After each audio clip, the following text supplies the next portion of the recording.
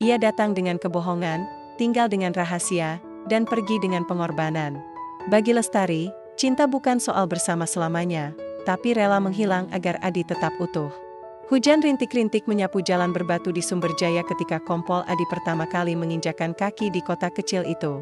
Mobil dinasnya, sebuah sedan tua berwarna abu-abu, melaju pelan melewati pasar tradisional yang mulai sepi. Bau rempah, asap sate, dan tanah basah menyatu di udara senja, menciptakan aroma yang asing sekaligus menenangkan.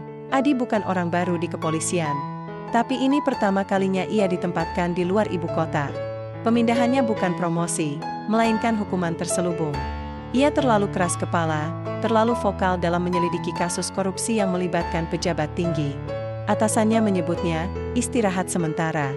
Tapi Adi tahu, ini adalah cara halus untuk menjauhkannya dari kasus besar yang hampir ia bongkar. Rumah dinas yang disediakan terletak di ujung Jalan Sunur, dekat sawah dan sungai kecil yang airnya jernih. Bangunannya sederhana, 2 kamar, dapur sempit, dan teras kayu yang mulai lapuk. Di dinding ruang tamu, jam dinding tua berdetak pelan, seolah menghitung kesepian yang mulai mengendap di sudut-sudut rumah itu. Malam pertamanya di Sumberjaya, Adi duduk di teras sambil menyesap kopi hitam. Tak ada suara televisi, tak ada percakapan. Hanya suara jangkrik dan desau angin yang menemani. Ia mengeluarkan foto lama dari dompet, istrinya, Rina, tersenyum lembut di bawah pohon flamboyan. 5 tahun sudah berlalu sejak kecelakaan itu. Dan sejak itu, hidupnya seperti berjalan tanpa arah yang jelas. Keesokan pagi, Adi mengunjungi kantor kelurahan. Ia perlu data kependudukan dan dokumen proyek infrastruktur tahun lalu, bagian dari penyelidikan awal yang ia lakukan diam-diam. Meski diberhentikan sementara, naluri polisinya tak pernah benar-benar mati. Di balik meja resepsionis, seorang perempuan muda menyambutnya dengan senyum hangat. Rambutnya dikuncir rapi, kemeja putih lengan panjang, dan matanya, Adi tak bisa mengabaikannya, berwarna coklat gelap, penuh ketenangan. "Selamat pagi, Pak. Ada yang bisa saya bantu?" Suaranya lembut, tapi tegas. "Saya Kompol Adi. Butuh akses ke arsip proyek jalan desa tahun lalu. Ada izin tertulis dari Polres," katanya sambil menyerahkan surat. Perempuan itu, Lestari, menurut name tag di dadanya, mengangguk. "Baik, Pak. Silakan tunggu sebentar. Saya ambilkan berkasnya." Ia berjalan cepat ke ruang arsip, gerakannya cekatan, penuh tujuan. Adi memperhatikan caranya berbicara dengan staf lain, sopan, tapi tak ragu memberi arahan. Jelas, ia bukan sekadar sekretaris biasa. Ia tulang punggung kantor ini. Beberapa menit kemudian, Lestari kembali dengan map coklat tebal. "Ini semua dokumen terkait proyek Jalan Sumberjaya, Panggung Rejo, Pak. Termasuk surat perizinan, laporan keuangan, dan daftar rekanan." Adi mengangguk, terkesan. "Terima kasih. Anda sangat membantu." "Sama-sama, Pak. Kalau butuh bantuan lebih lanjut, jangan sungkan." Matanya bertemu sejenak dengan Adi, cukup lama untuk membuat jantungnya berdetak sedikit lebih cepat. Pertemuan itu seharusnya berakhir di situ. Tapi sore harinya, saat Adi duduk sendirian di warung kopi pinggir jalan, tempat satu-satunya yang buka hingga malam, Lestari muncul. Ia membeli segelas teh hangat dan, setelah ragu sejenak, duduk di meja sebelah. "Tak menyangka Pak Kompol suka tempat seperti ini," katanya sambil tersenyum. "Saya bukan, Pak Kompol, di luar jam kerja," jawab Adi, sedikit terkejut tapi senang. "Cukup panggil Adi." "Lestari," balasnya. Mereka berbicara ringan, tentang cuaca, tentang betapa tenangnya kota ini dibanding ibu kota, tentang betapa rumitnya mengurus administrasi desa dengan anggaran terbatas. Tapi di balik obrolan itu, ada sesuatu yang lebih dalam. 2 orang yang sama-sama kesepian, mencari kehadiran tanpa harus mengatakannya. Sejak hari itu, pertemuan mereka di warung kopi menjadi rutin. Setiap Rabu dan Sabtu sore, setelah jam kerja, mereka duduk berseberangan, berbagi cerita. Kadang hanya diam sambil menatap langit jingga. Adi mulai menunggu hari-hari itu. Namun, di balik ketenangan Sumberjaya, sesuatu mulai terasa ganjil. Pada minggu ketiga, Lurah Hartono datang ke rumah dinas Adi dengan wajah pucat. "Pak Kompol, ada masalah. Berkas penting, surat perizinan proyek jalan, hilang dari arsip. Padahal kemarin masih ada." Adi mengerutkan dahi. "Kapan terakhir kali Anda melihatnya?" "Kemarin pagi. Tapi, anehnya, itu terjadi setelah Anda dan Bu Lestari bertemu di warung sore harinya." Adi terdiam. Ia tak ingin curiga. Tapi nalurinya berbisik, ada pola di sini. Malam itu, ia duduk di teras lagi, memandang bulan yang tertutup awan. Ia memikirkan Lestari, caranya tertawa, caranya menunduk saat malu, caranya selalu membawa buku catatan kecil. Tapi juga caranya terlalu cepat menawarkan bantuan. Terlalu mudah memberikan akses. Apakah aku terlalu naif? Gumamnya, angin berhembus pelan, membawa daun kering yang jatuh di depan kakinya. Di kejauhan, suara anjing menggonggong. Kota ini memang tenang, tapi Adi mulai sadar, ketenangan seringkali menyembunyikan badai, dan badai itu, entah mengapa, berbau seperti teh hangat dan senyum yang terlalu sempurna. Kabut pajai menyelamudi sumberjaya seperti selamat tipis yang enggan pergi. Di warung kopi pinggir sawah, tempat yang kini jadi semacam markas kecil, mereka, Adi duduk lebih awal dari biasanya. Ia memesan kopi hitam tanpa gula, lalu menatap jalan berlumpur yang mulai ramai oleh petani yang berangkat ke ladang. Ia datang bukan hanya karena rindu, tapi karena butuh jawaban. Sejak berkas itu menghilang, pikirannya tak tenang. Ia mencoba meyakinkan diri bahwa kecurigaannya berlebihan. Tapi naluri polisi tak pernah berbohong, ia hanya butuh bukti. Lestari datang tepat pukul 7. Ia mengenakan jaket tipis berwarna hijau muda, rambutnya tergerai, dan wajahnya tampak lelah. Tapi senyumnya tetap hangat saat melihat Adi. "Kamu datang lebih awal," katanya sambil duduk. "Ada yang menggangguku," jawab Adi jujur, tanpa menatap matanya. Lestari diam sejenak. Ia menyesap teh jahe yang dipesannya, lalu berkata pelan, "Soal berkas yang hilang." Adi mengangguk. "Aneh, bukan? Hilang persis setelah kita bertemu." Ia menunggu reaksinya, gerakan tangan, kedipan mata, getaran suara. Tapi Lestari hanya menunduk, lalu berkata, "Aku juga bingung, Adi. Aku yang terakhir memeriksa arsip itu. Tapi aku tak menyentuh apa-apa." Ada jeda panjang. Burung-burung berkicau di pohon randu di seberang jalan. Kabut mulai menipis. "Kenapa kau percaya padaku?" Tiba-tiba Lestari bertanya, suaranya nyaris berbisik. Adi menatapnya. "Aku tidak tahu. Mungkin karena kau satu-satunya orang di kota ini yang tak memperlakukanku seperti polisi yang sedang dihukum." Lestari tersenyum kecut. "Aku juga butuh seseorang yang tak menilai berdasarkan jabatan atau masa lalu." Mereka berdua tahu, ada luka di balik kata-kata itu. Adi kehilangan istrinya. Lestari, meski tak pernah bercerita lengkap, sering menyebut adiknya yang kuliah di luar kota dengan nada cemas. "Dia satu-satunya keluargaku sekarang," katanya sekali waktu. Sejak hari itu, percakapan mereka berubah. Tak lagi hanya basa-basi. Mereka mulai berbagi beban. Adi bercerita tentang tekanan dari atasan, tentang bagaimana ia nyaris menemukan aliran dana ilegal dari proyek jalan desa ke rekening perusahaan fiktif. "Aku punya nama," katanya suatu sore, suaranya rendah. "Darmawan, pengusaha properti." Tapi buktinya masih lemah. Lestari mendengarkan dengan saksama. Kadang ia mengangguk, kadang memberi masukan. "Kalau begitu, coba cek surat perintah kerja tahun lalu. Biasanya ada cap tanda tangan lurah dan stempel dinas. Kalau palsu, pasti ada perbedaan tinta atau kertas." Adi terkejut. "Kau tahu banyak soal dokumen?" "Aku hidup di antara tumpukan kertas sejak lulus kuliah," jawabnya sambil tertawa kecil. "Kalau kau butuh bantuan mengakses arsip lama, aku bisa bantu, selama tidak melanggar aturan." Tapi di balik keramahan itu, Lestari menyimpan rahasia setiap malam. Setelah pulang kerja, ia mengunci pintu kamarnya. Lalu menghubungi nomor yang hanya ia kenal sebagai Pak D. Dia mulai curiga, katanya dalam satu percakapan telepon. Suaranya gemetar. "Jangan biarkan dia curiga," jawab suara di seberang, dingin. "Kau tahu konsekuensinya. Adikmu kuliah di Bandung, kan? Fakultas Hukum. Sayang kalau terlibat skandal narkoba karena teman yang salah." Lestari menutup mulutnya agar tak menangis. "Ia tahu ini permainan berbahaya. Tapi ia tak punya pilihan." Pinjaman yang diberikan Darmawan 5 tahun lalu, untuk biaya rumah sakit ibunya, belum lunas. Dan bunganya terus menggunung. Namun, semakin sering ia bertemu Adi, semakin sulit baginya berpura-pura. Suatu pagi, Adi bercerita tentang Rina, istrinya. Dia suka menanam bunga melati di halaman. Katanya, baunya mengingatkannya pada masa kecil di desa. "Aku masih menyiram tanaman itu setiap pagi, meski sudah lama tak berbunga." Lestari diam. Air matanya hampir jatuh. Ia ingin menggenggam tangannya, tapi menahan diri. "Kau baik, Adi," katanya pelan. "Terlalu baik untuk dunia yang penuh dusta ini." Adi menatapnya, seolah ingin membaca jiwanya. "Kau juga, Lestari. Tapi aku kadang bertanya, apakah kebaikanmu nyata, atau hanya topeng?" Pertanyaan itu menggantung di udara seperti kabut yang tak kunjung menghilang. Lestari tak menjawab. Ia hanya menatap cangkir tehnya, seolah jawabannya tersimpan di dasar cairan kecoklatan itu. Malam itu, Lestari kembali ke kantor kelurahan setelah jam kerja.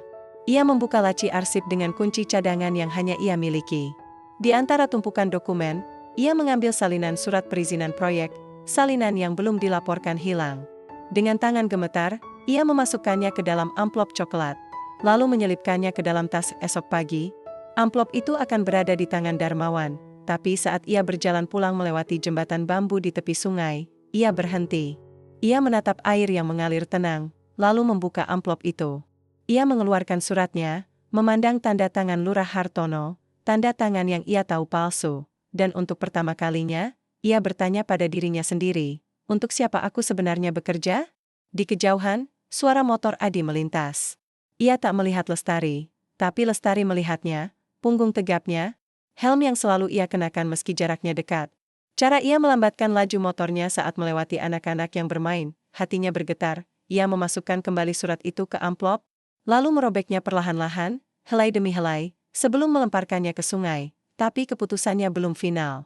Karena Darmawan tak akan menerima penolakan, dan Adi masih percaya padanya, itu yang paling menyakitkan. Hujan turun lagi di Sumberjaya, kali ini lebih deras. Air mengalir deras di selokan kecil depan kantor kelurahan, membawa daun kering dan sampah plastik menuju sungai. Di dalam ruang arsip yang pengap, Lurah Hartono berjalan mondar-mandir seperti harimau terluka. Ini sudah yang kedua kalinya. Suaranya Perau. Surat perintah kerja proyek jembatan utara, hilang. Padahal kemarin sore masih aku lihat. Adi berdiri di ambang pintu, diam. Ia datang bukan sebagai tamu, tapi karena dipanggil darurat. Sejak berkas pertama menghilang, ia mulai mencatat pola. Setiap kali ia bertemu Lestari di warung kopi, selalu di hari Rabu atau Sabtu sore, keesokan harinya, dokumen penting lenyap dari arsip. Kali ini, polanya kembali muncul. Mereka bertemu Sabtu lalu. Dan Senin pagi ini, berkas hilang. Siapa saja yang punya akses ke ruang arsip? Tanya Adi, suaranya tenang tapi tajam. Hanya aku, Bu Lestari, dan Pak Sekretaris. Tapi dia sedang dinas luar sejak Jumat, jawab Lurah Hartono. Mata Adi menyipit. Lestari, ia tak ingin percaya. Tapi sebagai polisi, ia tak bisa mengabaikan fakta. Boleh saya lihat log akses? Tanya Adi. Lurah mengangguk, lalu menyerahkan buku catatan kecil berwarna biru, tempat setiap pegawai menandatangani saat masuk atau keluar ruang arsip. Adi membalik halaman dengan jari yang sedikit gemetar. Sabtu, pukul 18.30, Lestari. Minggu, pukul 7.15, Lestari. Dia datang pagi-pagi buta. Tanya Adi, katanya mau menyiapkan laporan mingguan, jawab Lurah. Tapi, aneh juga. Biasanya dia kerja di kantor, bukan di ruang arsip. Adi mengangguk pelan. Hatinya berat. Sore itu, Adi kembali ke warung kopi. Ia duduk di meja biasa, memesan kopi, lalu menunggu. Lestari datang tepat pukul 6, seperti biasa. Tapi kali ini, senyumnya terlihat dipaksakan. Kau tahu soal berkas yang hilang, kan? Tanya Adi langsung, tanpa basa-basi. Lestari membeku di tengah langkah. Ia duduk perlahan, lalu meletakkan tasnya di bawah meja. Aku dengar kabarnya tadi siang. Aneh sekali. Padahal arsip itu selalu terkunci. Kau masuk 2 kali akhir pekan ini, kata Adi, menatap matanya. Saat tak ada orang lain. Lestari menelan ludah. Aku hanya mengecek dokumen untuk laporan. Aku tak menyentuh apa-apa, Adi. Aku bersumpah. Ada getaran di suaranya, getaran yang membuat Adi ragu. Apakah itu rasa bersalah? Atau ketakutan? Kalau bukan kau, katanya Pelen, lalu siapa? Dan mengapa selalu setelah kita bertemu? Lestari menunduk. Tangannya memegang cangkir teh erat-erat, seolah takut ia akan jatuh. Kau pikir aku mencuri berkas itu? Untukmu? Untuk siapapun, jawab Adi. Tapi aku butuh kejujuran, Lestari. Aku mulai percaya padamu. Kata-kata itu menusuk. Lestari mengangkat wajahnya. Matanya berkaca-kaca, tapi ia menahan air mata. Kalau aku bilang aku tak bersalah, apakah kau akan percaya? Adi diam lama. Angin berhembus, menggoyangkan daun warung yang terbuat dari daun kelapa kering. Suara jangkrik mulai terdengar. Aku ingin percaya, katanya akhirnya. Tapi sebagai polisi, aku tak bisa mengandalkan keinginan. Lestari mengangguk perlahan. Aku mengerti. Mereka tak bicara lagi setelah itu. Hanya duduk berdampingan dalam diam, menatap langit yang mulai gelap, dua jiwa yang semakin dekat. Tapi terpisah oleh tembok rahasia yang masing-masing tak berani runtuhkan. Malam itu, Adi tak bisa tidur. Ia duduk di meja kerjanya, menyalakan lampu kecil, lalu membuka map kasus Darmawan. Di dalamnya, ia menyisipkan catatan kecil, Lestari, sekretaris desa, akses penuh ke arsip, hubungan pribadi, motif belum jelas. Ia benci menulis itu. Tapi tugasnya menuntut objektivitas. Lalu, ia punya ide. Keesokan pagi, Adi kembali ke kantor kelurahan dengan alasan resmi, meminta salinan surat perizinan proyek jalan alternatif, dokumen yang sebenarnya sudah ia miliki, tapi ia pura-pura kehilangan. Ia sengaja menyebut bahwa dokumen itu sangat penting untuk penyelidikan lanjutan. Lestari, yang menerima permintaannya, tampak bingung. Tapi, bukankah ini dokumen yang sama seperti minggu lalu? Ada versi revisi, jawab Adi datar. Aku butuh yang terbaru. Lestari mengangguk. Lalu pergi ke ruang arsip, yang tak diketahui Lestari, Adi telah menaruh kertas tipis berlapis karbon di antara tumpukan dokumen palsu yang ia selipkan ke arsip kemarin, sebagai umpan. Jika seseorang mengambil dokumen itu, jejak sidik jari atau setidaknya bentuk lipatan akan tertinggal, tapi yang lebih penting, Adi sengaja menyebut bahwa dokumen itu disimpan di laci ketiga, map Biro. Padahal, dokumen asli berada di laci kelima, map coklat. Jika Lestari mengambil dari laci ketiga, berarti ia tahu itu umpan, dan jika ia mengambilnya, berarti ia benar-benar mencari informasi untuk pihak lain. 2 hari berlalu. Tak ada yang hilang. Adi mulai berpikir mungkin ia salah. Mungkin kecurigaannya hanya bayangan kesepiannya. Tapi pada malam ketiga, saat ia sedang memeriksa kembali arsip di kantor polisi kecil Sumberjaya, telepon genggamnya berdering. Nomor tak dikenal, Pak Kompol, suara perempuan berbisik, gemetar. Jangan percaya pada siapapun di kelurahan. Termasuk aku. Lalu sambungan terputus. Adi menatap layar ponselnya, jantung berdebar kencang. Itu suara Lestari. Tapi mengapa ia menghubunginya diam-diam? Dan mengapa memperingatkannya? Sebelum ia sempat membalas, pesan masuk, ada yang mengawasimu. Hati-hati dengan dokumen palsu. Adi menatap pesan itu lama. Lalu, perlahan, ia tersenyum getir. Mungkin Lestari memang terlibat, tapi mungkin ia juga korban. Dan di balik semua ini, seseorang, atau sekelompok orang, sedang memainkan catur dengan nyawa sebagai bidaknya. Pagi itu, Lestari tidak pergi ke kantor, alasannya resmi, demam. Tapi sebenarnya, ia takut. Takut melihat mata Adi. Takut pada suara hatinya yang kini berbicara lebih keras daripada perintah Darmawan. Ia duduk di tepi ranjang, memeluk lutut, menatap kalender dinding yang masih menunjukkan bulan lalu. Di sudut kamarnya, foto adiknya, Nisa, tersenyum ceria di wisuda SMA. Di bawahnya, amplop coklat berisi surat ancaman tergeletak terbuka. Jika kau gagal, Nisa akan jadi berita utama. Bukan karena prestasinya, tapi karena skandal. Lestari menutup wajahnya dengan tangan. Ia ingin menangis, tapi air matanya sudah kering sejak lama. Sejak pesan itu ia kirim ke Adi, ia tahu tak ada jalan kembali. Ia telah melanggar aturan pertama Darmawan, jangan pernah memberi peringatan pada target, tapi ia tak tahan. Saat Adi bercerita tentang Rina, tentang bunga melati yang masih disiram meski tak berbunga, ada sesuatu di dadanya yang retak. Ia sadar, Adi bukan musuh. Ia korban, seperti dirinya, dan mungkin seperti Nisa. Sementara itu, Adi tak bisa berhenti memikirkan pesan itu. Ia tahu Lestari sedang bermain di dua sisi. Tapi ia juga tahu, peringatan itu nyata. Dan itu berarti Lestari, entah mengapa, masih memilih untuk melindunginya, alih-alih menyeretnya ke kantor. Adi justru mulai menyusun rencana lain. Ia menghubungi mantan rekannya di Polda, Komisaris Rendra, satu-satunya orang yang masih ia percaya. Aku butuh bantuan diam-diam, katanya lewat telepon aman. Ada sindikat korupsi lokal, tapi ada informan di dalamnya yang mungkin bisa diajak bekerja sama. Hati-hati, Adi, jawab Rendra. Kalau kau salah baca, kau bisa kena jebakan ganda. Aku tahu, jawab Adi. Tapi kali ini, aku percaya pada perasaanku. Sore harinya, hujan reda. Adi berjalan kaki ke rumah Lestari, sebuah rumah kecil berdinding kayu di gang sempit dekat pasar. Ia mencetak pintu pelan, Lestari membuka pintu dengan wajah pucat. Ia mengenakan kaos lusuh dan rambut acak-acakan. Tapi matanya tetap waspada. Kau seharusnya tidak ke sini, katanya pelan. Aku tahu, jawab Adi. Tapi aku butuh jawaban. Bukan sebagai polisi. Sebagai seseorang yang mulai peduli. Lestari terdiam. Ia menatap wajah Adi, lelah, tapi tulus. Lalu, perlahan, ia membuka pintu lebar-lebar. Di dalam, mereka duduk di ruang tamu sempit yang hanya diisi meja kecil dan 2 kursi rotan. Takeda TV. Hanya rak buku tua berisi novel dan buku catatan. Kenapa kau memperingatiku? Tanya Adi. Lestari menatap lantai. Karena aku tidak ingin kau jadi korban berikutnya. Korban dari siapa? Darmawan tidak hanya korup. Aye Kijam. Ia pernah membakar gudang petani yang menolak menjual tanahnya. Ia menyogok hakim, mengancam saksi. Dan sekarang, ia ingin menjebakmu agar kasusnya ditutup selamanya. Dan kau? Tanya Adi, suaranya lembut. Apa peranmu? Lestari menarik napas dalam. Aku, direkrut 5 tahun lalu. Setelah ibuku sakit. Aku butuh uang. Darmawan menawarkan pinjaman, tanpa bunga, katanya. Tapi syaratnya, aku harus jadi mata dan telinganya di kelurahan. Dan sekarang? Sekarang, ia menatap Adi, matanya berkaca-kaca. Sekarang aku tidak tahu lagi untuk siapa aku bekerja.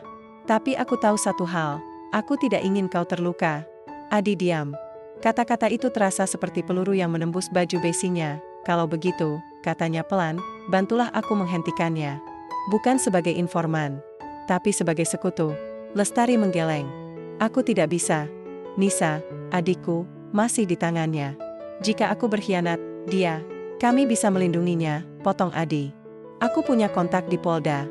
Kami bisa bawa Nisa ke lokasi aman, ganti identitas sementara, kau tidak mengerti. Lestari bersuara lebih keras dari biasanya. Darmawan punya orang di mana-mana, bahkan di kepolisian. Kalau kau salah langkah, bukan hanya Nisa, tapi kau juga akan hilang. Seperti Pak Budi. Adi mengerutkan dahi. Pak Budi? Lestari menunduk lagi. Mantan lurah. Ia menemukan dokumen asli proyek jalan. 2 minggu kemudian, ditemukan tewas di sungai. Katanya bunuh diri. Tapi aku tahu, ia dibunuh. Adi terdiam. Darahnya mengalir dingin. Jadi, ini bukan hanya soal korupsi. Ini soal nyawa. Malam itu, Adi pulang dengan pikiran kacau. Tapi di tengah jalan, ia berhenti. Ia menoleh ke langit, bintang mulai bermunculan di balik awan. Ia tahu satu hal, Lestari bukan musuh. Ia korban yang terjebak. Dan mungkin, satu-satunya kunci untuk membongkar kejahatan ini, tapi Darmawan juga tahu, dan malam itu, di sebuah villa mewah di pinggiran kota, Darmawan menerima laporan dari anak buahnya. Bu Lestari bertemu Kompol Adi di rumahnya tadi sore. Darmawan tersenyum dingin. Lalu menekan tombol panggilan di meja kerjanya. Siapkan rencana cadangan, katanya. Kalau dia tidak bisa dikendalikan, carikan dia umpan.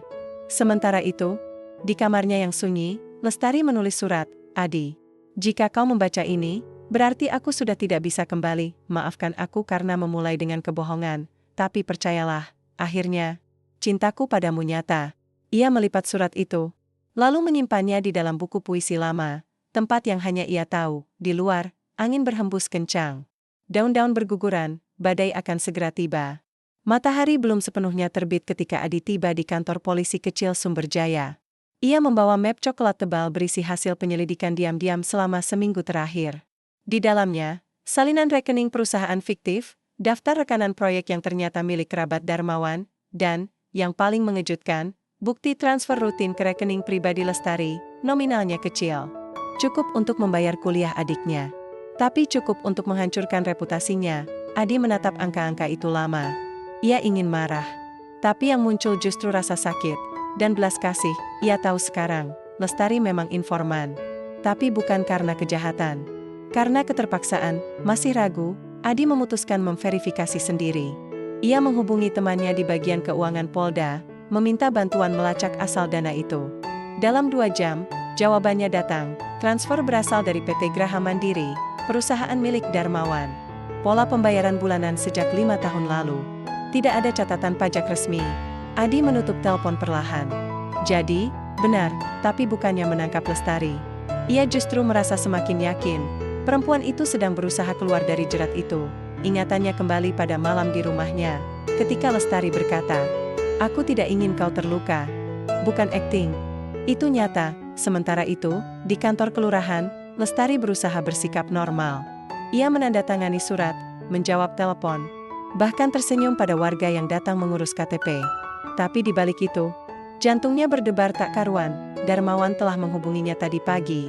Aku tahu kau bertemu dengannya. Jangan coba-coba jadi pahlawan. Malam ini, kau ambil flash disk di brankas rumah dinasnya.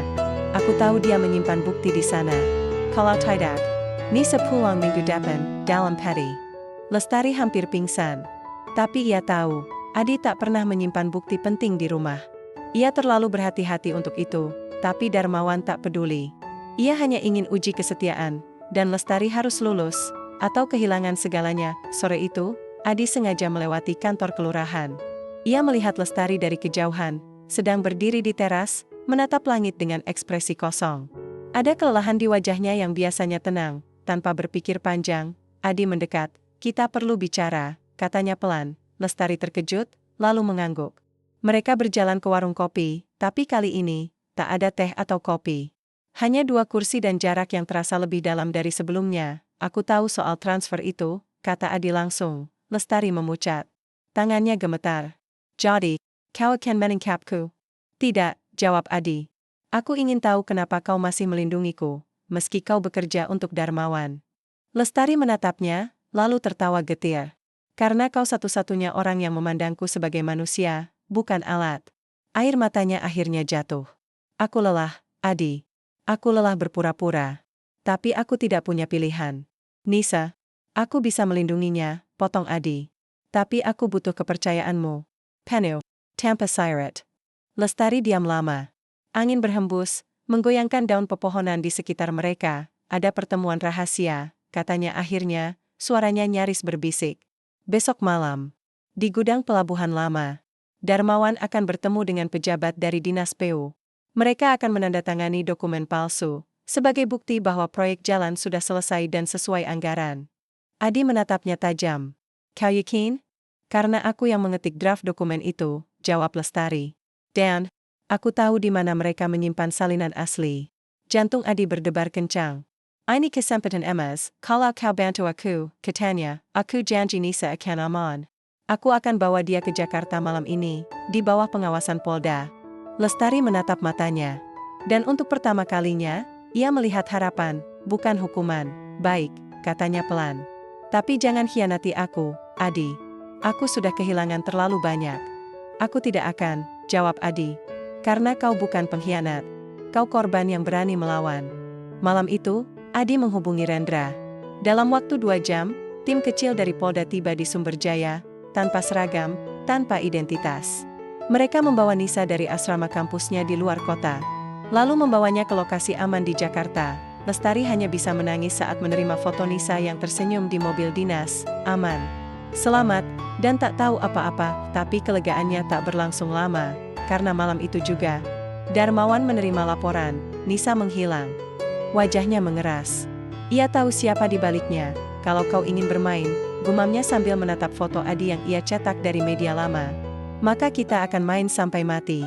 Sementara itu, di rumah dinasnya, Adi menyiapkan perangkap terakhir.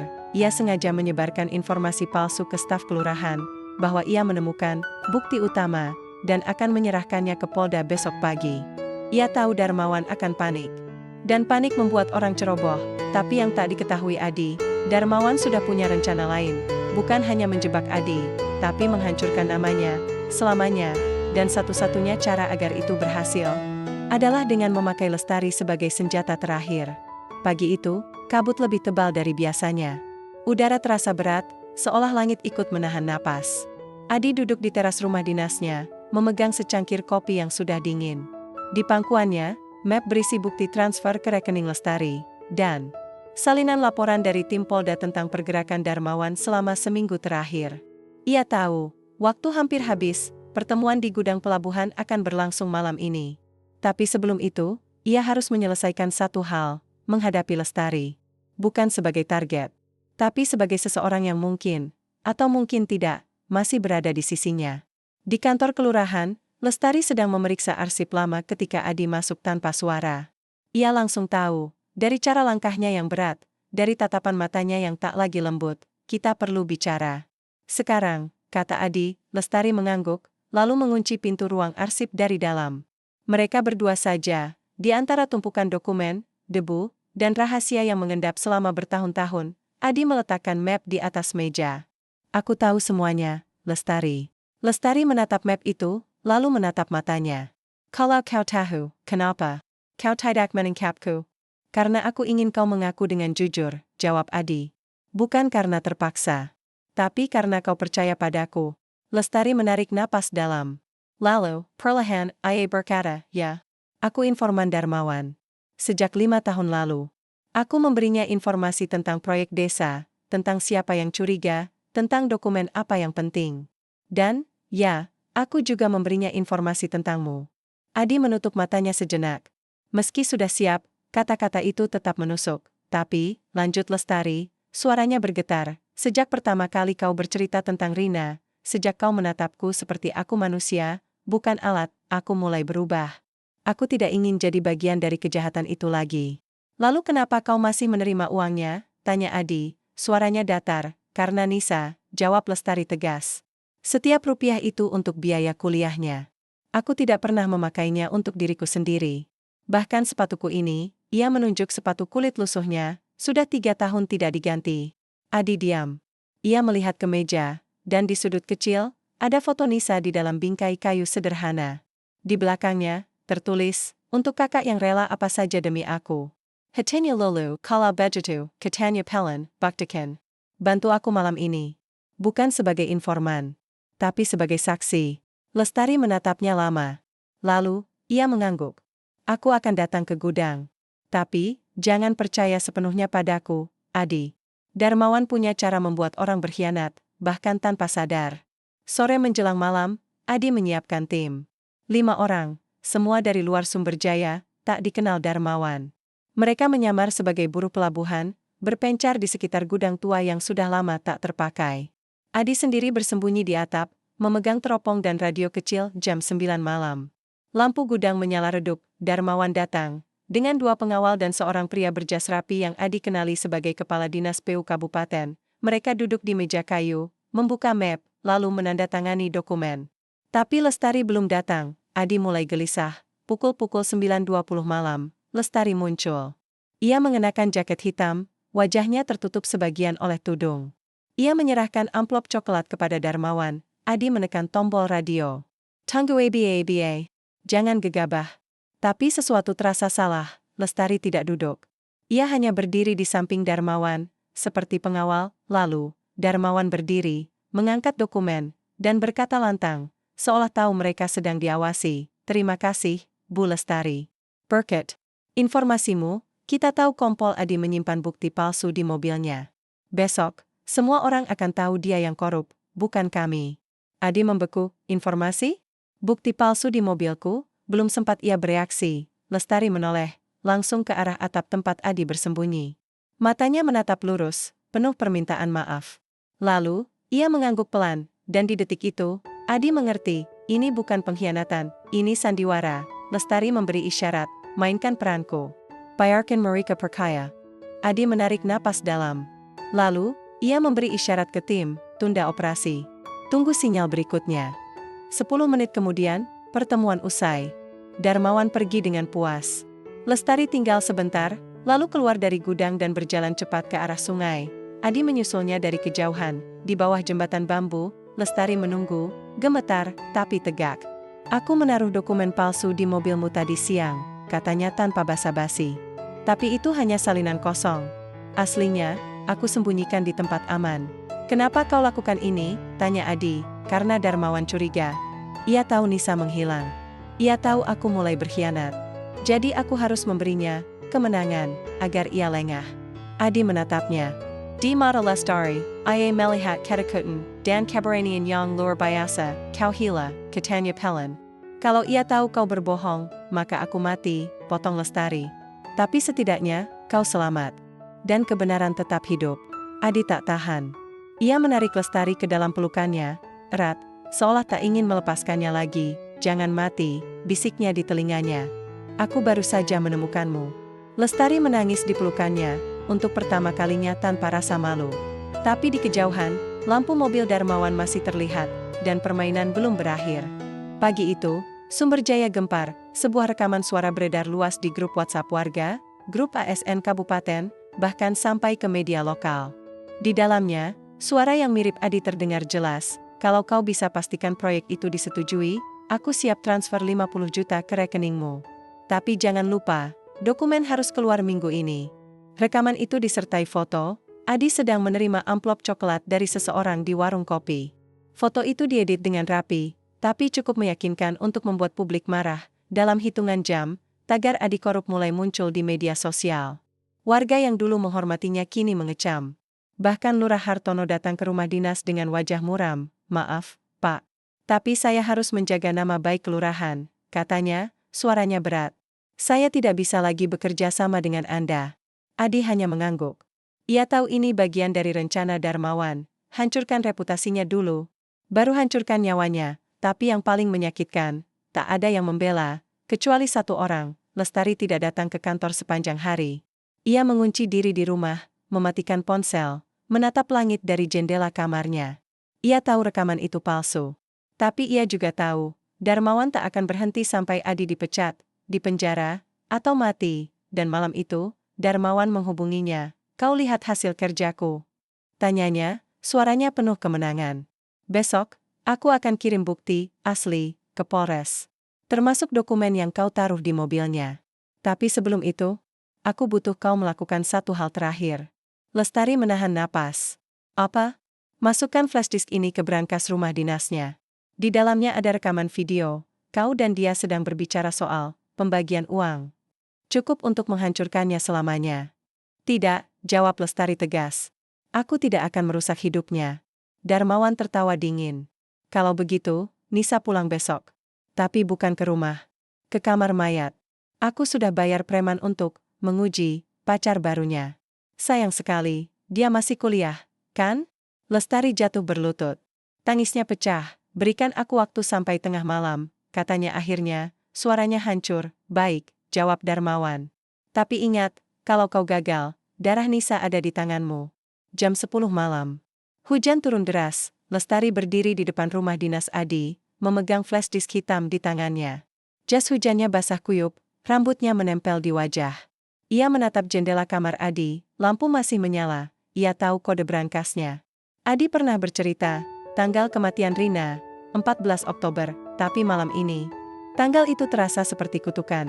Ia melangkah masuk. Adi sengaja meninggalkan pintu terbuka, seolah menunggunya. Di ruang tamu, Adi duduk di kursi. Menatapnya tanpa kata. "Kau datang untuk menghancurkanku, atau menyelamatkanku?" tanyanya pelan. Lestari menangis. "Aku datang karena aku tak punya pilihan. I am meletakkan flash disk di meja. Tapi bukan yang diberikan Darmawan. Ia menukarnya tadi di warung, dengan flash disk kosong yang ia siapkan sejak kemarin. Di dalamnya tidak ada video," katanya. "Tapi Darmawan percaya itu asli. Besok, ia akan menyerahkan ini ke atasanmu sebagai bukti tambahan." Adi menatapnya, terkejut. "Kau menggantinya?" Lestari mengangguk. "Tapi itu belum cukup. Ia punya rencana cadangan. Ia akan menuduhku sebagai saksi, dan aku akan bersaksi bahwa kau menerima suap." "Tidak." Adi berdiri. "Aku tidak akan biarkan kau, dengarkan aku." Potong Lestari, suaranya tajam. "Aku sudah mengirim pesan ke Rendra. Aku beri dia lokasi pertemuan Darmawan dengan pejabat pusat, besok pagi, di restoran kota. Itu kesempatan terakhirmu. Tangkap mereka semua. Biar aku jadi umpan." "Lestari, jangan coba hentikan aku," katanya, matanya bersinar di balik air mata. "Aku sudah lama hidup dalam kebohongan. Bayar kali ini, aku mati dalam kebenaran." Sebelum Adi sempat merespons, Lestari menariknya dalam pelukan terakhir, hangat, putus asa, dan penuh cinta. "Kalau kau benar-benar peduli padaku," bisiknya, "selamatkan kebenaran. Bukan aku." Lalu ia pergi, menyusup ke hujan malam. Membawa flash disk palsu, dan traktor yang telah ia pilih di kejauhan. Dua mobil hitam mengikuti dari bayangan. Darmawan tak percaya sepenuhnya, dan Lestari tahu itu, tapi ia juga tahu, selama Adi selamat, pengorbanannya tak sia-sia. Di saku jaketnya, ia menyelipkan surat kecil, "Untuk Adi, jika kau membaca ini, berarti aku sudah tak bisa kembali, tapi jangan salahkan dirimu. Aku memilih ini, karena untuk pertama kalinya dalam hidupku, aku mencintai seseorang lebih dari diriku sendiri." Hujan semakin deras. Langit menggelegar, badai telah tiba. Hujan tak kunjung reda. Langit Sumberjaya gelap seperti malam abadi, Adi duduk di mobilnya, menatap jam tangan. Pukul 2.17 dini hari. Ia belum bisa tidur. Pikirannya dipenuhi wajah Lestari, tatapan matanya yang penuh tekad, pelukannya yang terasa seperti perpisahan. Ia mencoba menghubungi Rendra, tapi tak diangkat. Ia mencoba menelusuri lokasi Lestari lewat ponsel, tapi sinyalnya mati sejak tengah malam. Ketakutannya memuncak, lalu ponselnya bergetar. Nomor tak dikenal, gudang lama. Pelabuhan Selatan. Dia di sana. Cepat. Adi tak ragu. Ia menghidupkan mesin, menyalakan lampu hazard, lalu melaju kencang melewati jalan berlumpur. Di gudang pelabuhan selatan, jauh dari lokasi pertemuan sebelumnya, Lestari terikat di kursi besi, wajahnya lebam, bibirnya berdarah. Dua preman berdiri di sampingnya, sementara Darmawan berjalan perlahan, memegang pisau lipat. Kau pikir aku bodoh? Katanya dingin. Flashdisk itu kosong. Dan kau mengirim lokasi pertemuanku ke polisi. Kau benar-benar berkhianat. Lestari menatapnya dengan mata tajam, meski tubuhnya gemetar. Aku hanya melakukan apa yang seharusnya kau lakukan bertahun-tahun lalu, berhenti merusak hidup orang. Darmawan tertawa, lalu menamparnya keras. Kau tidak punya hak bicara. Kau cuma sekretaris desa, tidak lebih dari kertas bekas yang bisa kuganti kapan saja. Ia mendekatkan pisau ke lehernya. Tapi sebelum kau mati, kau akan mengaku di depan kamera bahwa Adi membayarmu untuk memalsukan dokumen. Kalau tidak, aku potong jari adikmu satu persatu. Aku sudah pegang dia, Lestari. Di Jakarta. Lestari membeku. Kau berbohong. Coba telepon dia, tantang Darmawan, melemparkan ponsel ke pangkuannya. Dengan tangan terikat, Lestari menekan nomor Nisa. Setelah 3 dering, suara Nisa terdengar, ketakutan, menangis. Kak, tolong, mereka bawa aku. Lestari menjerit. Hatinya hancur, tapi di tengah keputusasaan itu, ia melihat sesuatu di luar jendela gudang, lampu mobil yang berhenti di kejauhan, Adi, dan di detik itu, ia tahu, ia harus membeli waktu. Baik, katanya, suaranya parau. Aku akan rekam pengakuan palsu. Tapi lepaskan Nisa dulu. Darmawan tersenyum puas. Pinter. Tapi kau tetap mati setelah ini.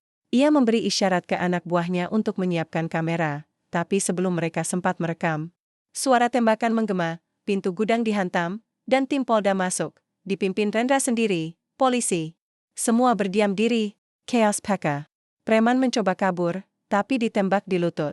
Darmawan berlari ke belakang gudang, tapi Adi sudah menunggu di sana. Permainanmu selesai, kata Adi, menodongkan pistol. Darmawan tertawa gugup. Kau pikir ini akhir? Aku punya orang di atas sana. Kau tidak akan menang.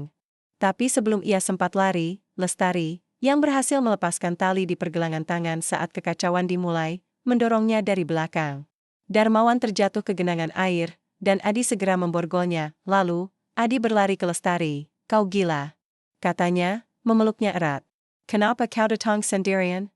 Karena aku satu-satunya yang bisa membuatnya percaya, jawab Lestari lemah.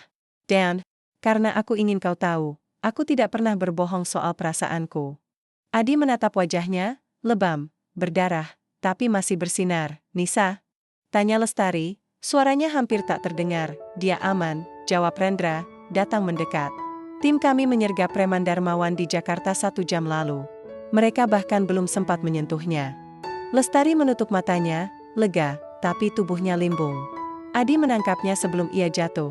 Kau butuh dokter, katanya panik. Lestari menggeleng lemah.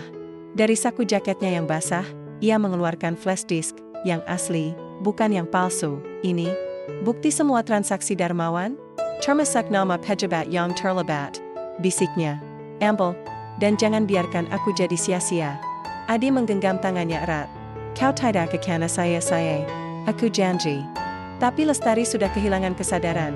Di ambulans yang melaju kencang ke rumah sakit, Adi memegang tangannya, berdoa dalam diam. Hujan mulai reda.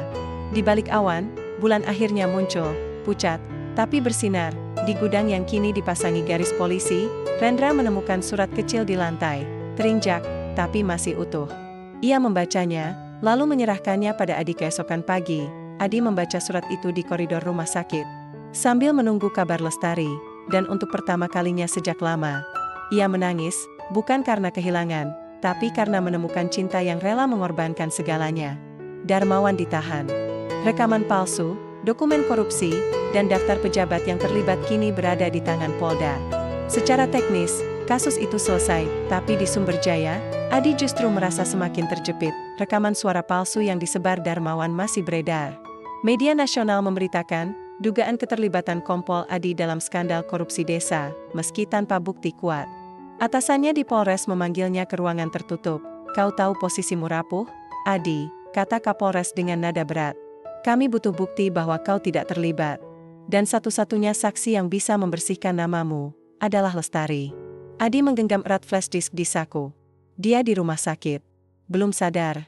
Kalau dia tidak bisa bersaksi, lanjut Kapolres, maka penyelidikan internal akan dilanjutkan. Dan kau tahu konsekuensinya. Adi tahu. Pemecatan.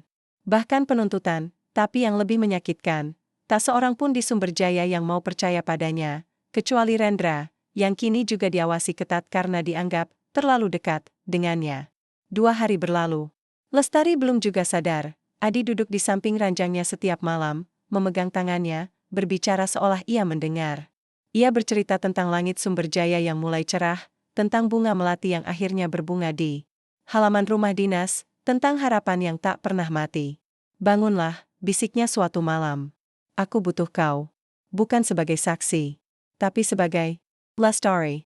Tapi Lestari tetap diam. Lalu, pada pagi ketiga, sesuatu terjadi, perawat datang panik. Pasien Lestari menghilang. Adi berlari ke ruangan itu. Ranjang kosong. Selimut tergeletak di lantai. Jendela terbuka, tapi lantainya basah oleh hujan semalam. Di atas bantal, terselip secari kertas, "Maafkan aku. Aku tidak bisa jadi saksi. Karena jika aku bicara, mereka akan mengejarku selamanya, dan mengejarmu juga. Tapi kebenaran sudah di tanganmu, gunakan itu, jangan cari aku." Adi meremas kertas itu, jantungnya hancur. Lestari pergi, bukan karena takut, tapi karena mencintainya terlalu dalam. Tanpa Lestari, posisi Adi semakin genting. Sidang internal dijadwalkan dalam seminggu. Satu-satunya harapan, flash disk yang ia berikan. Tapi ketika Adi mencoba membukanya di komputer kantor, muncul pesan error, file rusak. Format tidak dikenali. Panik, ia membawanya ke ahli forensik digital di Polda. Hasilnya mengejutkan. Flash disk ini pernah terendam air, kata ahli itu. Sebagian data rusak. Tapi, mungkin bisa dipulihkan. Butuh waktu, minimal 2 minggu. 2 minggu, terlalu lama. Sidang hanya tinggal 5 hari lagi. Adi duduk di taman rumah sakit, menatap langit kelabu. Ia merasa seperti kembali ke titik nol, sendirian, dicurigai, dan hampir kehilangan segalanya. Lalu, teleponnya berdering. "Nomor internasional, Pak Kompol," suara perempuan asing, tapi akrab, "Ya? Ini Nisa. Kak Lestari menyuruhku menghubungi Anda." Adi terhenyak. "Nisa? Di mana kau?" "Di Singapura. Kakak menyelundupkanku keluar dari rumah sakit malam itu. Ia bilang, ini satu-satunya cara agar aku aman, dan agar Anda punya kesempatan terakhir." "Di mana Lestari sekarang?" "Dia tidak bilang. Tapi, ia meninggalkan sesuatu untuk Anda." Sehari kemudian, paket kecil tiba di rumah dinas Adi, dikirim dari kota pelabuhan di ujung pulau. Di dalamnya, flash disk kedua, dan surat. Flash disk pertama memang rusak. "Itu bagian dari rencanaku. Darmawan punya orang di forensik. Jika data terlalu mudah diakses, mereka akan menghapusnya. Tapi yang ini, asli. Dan aman, aku percaya padamu, Adi, tunjukkan pada dunia siapa kau sebenarnya." Adi segera membawanya ke Rendra, yang kini bekerja di luar sistem resmi. Dalam 24 jam, data dipulihkan sepenuhnya, transfer ilegal, daftar suap, bahkan rekaman suara Darmawan mengakui pembunuhan mantan lurah. Bukti itu cukup untuk membersihkan nama Adi, dan menjebloskan puluhan orang ke penjara. Tapi ketika Adi kembali ke rumah dinas, ia menemukan surat lain di bawah pintu, kali ini dari atasan langsungnya. "Selamat. Kasus ditutup. Namamu bersih, tapi jangan pernah menyebut nama Lestari lagi, untuk kebaikanmu dan kebaikannya." Adi menatap surat itu lama. Kemenangan terasa pahit, karena kebenaran menang, tapi cinta yang membuatnya mungkin menghilang selamanya. Enam bulan telah berlalu sejak hari itu, Sumberjaya kembali tenang. Proyek jalan desa dilanjutkan dengan transparansi penuh. Lurah Hartono, yang ternyata hanya korban manipulasi Darmawan, kini bekerja sama erat dengan pemerintah kabupaten. Dan Kompol Adi? Namanya dipulihkan, bahkan dipromosikan. Tapi ia menolak mutasi ke kota besar. "Sumberjaya rumahku sekarang," katanya pada Rendra suatu sore, tapi rumah itu terasa kosong. Setiap pagi, Adi masih menyiram bunga melati di halaman. Kini, bunganya mekar lebat, harumnya menyebar hingga ke jalan. Warga bilang, itu pertanda keberuntungan. Tapi Adi tahu, itu pertanda seseorang pernah hadir. Lalu pergi, namun meninggalkan jejak yang tak bisa dihapus. Ia tak pernah mendengar kabar Lestari lagi. Nisa sesekali mengirim email, dari Singapura, lalu Jerman, lalu entah di mana. Ia kuliah hukum internasional, beasiswa penuh. Di setiap pesannya, selalu ada kalimat yang sama, Kak Lestari baik-baik saja. Tapi ia meminta agar kau tidak mencarinya. Adi tak pernah membalas permintaan itu. Ia tahu, mencari Lestari berarti membahayakannya. Dan setelah semua yang ia korbankan, Adi tak akan pernah mengkhianati kepercayaan itu. Suatu sore di akhir musim hujan, Adi duduk di warung kopi pinggir sawah, tempat mereka pertama kali berbicara jujur. Pemilik warung, Pak Jumadi, meletakkan secangkir kopi hitam di depannya. Masih menunggu? Tanya Pak Jumadi pelan. Adi tersenyum getir. Bukan menunggu. Menjenang. Pak Jumadi mengangguk, lalu pergi. Ia tahu cerita itu. Semua orang di Sumberjaya tahu, meski tak pernah dibicarakan terbuka. Mereka menyebut Lestari sebagai perempuan yang menyelamatkan desa diam-diam. Adi menatap langit jingga. Angin berhembus lembut, membawa daun kering yang berputar-putar seperti kenangan yang tak kunjung pergi, di saku jaketnya. Ia masih menyimpan surat terakhir Lestari, yang tiba 3 bulan lalu, tanpa alamat pengirim, hanya cap pos dari sebuah kota kecil di perbatasan. Adi, aku melihat berita tentangmu. Kau membersihkan Sumberjaya, aku bangga, aku tinggal di tempat yang sunyi.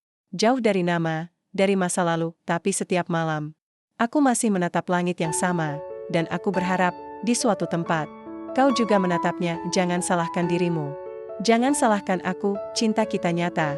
Meski lahir dari kebohongan, ia mati dalam kebenaran. Hiduplah dengan damai, Lestari. Adi tak pernah memperlihatkan surat itu pada siapapun. Tapi ia membacanya setiap malam, sebagai doa, sebagai pengingat, sebagai janji. Hari ini, Adi datang ke kuburan kecil di Bukit Utara, tempat mantan lurah, Pak Budi, dimakamkan. Ia meletakkan bunga melati di nisannya. Keadilan datang terlambat untukmu, bisiknya. Tapi tidak untuk yang lain. Saat ia berjalan pulang, langit mulai gelap. Petir menyambar di kejauhan.